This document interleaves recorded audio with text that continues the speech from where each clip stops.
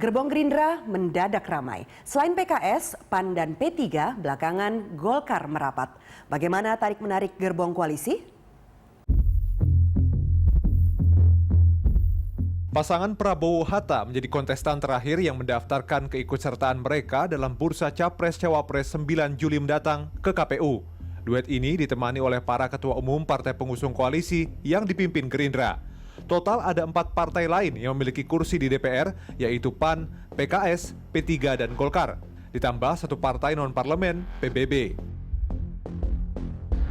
Prabowo-Hatta tinggal melengkapi dokumen laporan harta kekayaan penyelenggara negara dan laporan hasil tes kesehatan. Hatta bahkan telah menyertakan surat pengunduran diri sebagai Menko Perekonomian. Langkah Hatta baru jelas sekitar pekan kedua Mei. Persisnya setelah Prabowo gagal mencapai kata sepakat dengan Ketua Umum Golkar Abu Rizal Bakri. Sehari sebelum mendaftar ke KPU, deklarasi duet Prabowo-Hatta digelar di Rumah Polonia, Jakarta Timur. Ada beberapa seperti dari Partai Keadilan Sejahtera juga mengajukan 3 nama. Ada Pak Hidayatul Wahid, ada Pak Ahmad Heriawan, Gubernur Jawa Barat. Kemudian ketiga adalah Presiden PKS sendiri, Bapak Anies Mata. Kemudian dari P3 juga mengajukan Pak Surya Dharma Ali. Ya, kemudian kita melakukan rapat musyawarah. Jadi ini merupakan suatu hasil musyawarah, tidak merupakan voting. Kelebihan dari Pak Hatta sebagai seorang yang sudah lama menjadi urusan birokrat di negeri ini sudah menguasai betul, ya. Jabatan apa saya sudah dia duduki, tinggal presiden dan wakil presiden yang belum sampai Menko terakhir. Saya kira ini suatu modal beliau untuk bisa menjadi para calon presiden yang lain.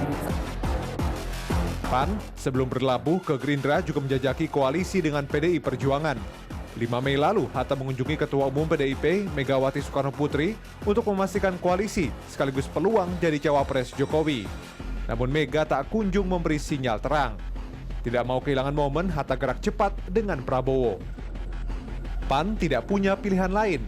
Menggagas poros selain dengan PDIP atau Gerindra dianggap tidak realistis. Kami memang ada mekanisme dan kultur politik tersendiri di PAN.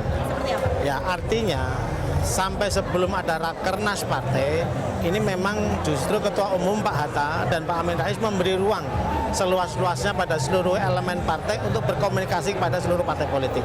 Tetapi manakala sudah menjadi keputusan partai, secara aklamasi seluruhnya mendukung solid dari PAN dengan membawa suatu keputusan untuk mengusulkan Pak Hatta Rajasa sebagai Wapres waktu itu, otomatis sudah menjadi keputusan partai untuk satu pintu mendukung penuh pada pasangan Gerindra.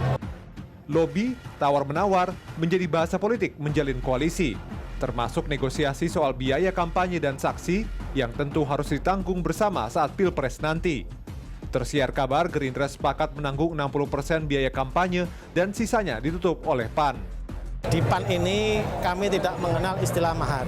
Bahkan kalau PAN itu mendukung salah satu calon dalam pemilihan bupati, wali kota, gubernur, sekalipun sama sekali dilarang oleh Ketua Umum Pak Hatta Rajasa dan Ketua MPP Pak Amin Rais, jangan jadikan PAN ini partai rental.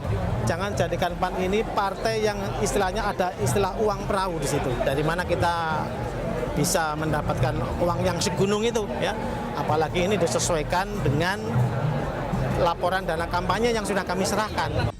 Munculnya Hatta sebagai pendamping mantan Danjen Kopassus itu juga tak langsung diterima oleh anggota koalisi lainnya yaitu P3 dan PKS. Hatta dianggap tidak dikenal di kalangan akar rumput. Ya kalau penilaian itu kan berbeda dengan persetujuan. Dalam artian begini, kan kita mengatakan bahwa cawapres itu idealnya 1, memang harus chemistry. 2, menambah elektabilitas, kan gitu. Kemudian juga menambah nilai-nilai plus lain-lain lah begitu. Kalau menurut pandangan kita, tentu kan masing-masing orang punya pandangan yang berbeda. Dasar kita memberikan pertimbangan hanya 2, akseptabilitas sama elektabilitas. Akseptabilitas ini utamanya di mata Pak Prabowo sebagai mitra kerja selama 5 tahun kalau nanti terpilih.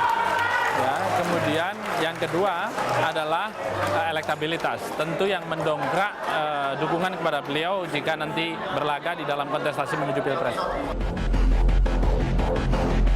Yang mengejutkan, Di detik-detik terakhir pendaftaran Capres-Cawapres, bakal Capres Golkar yang mengantongi suara nomor 2 di pemilu legislatif memilih mendukung Prabowo.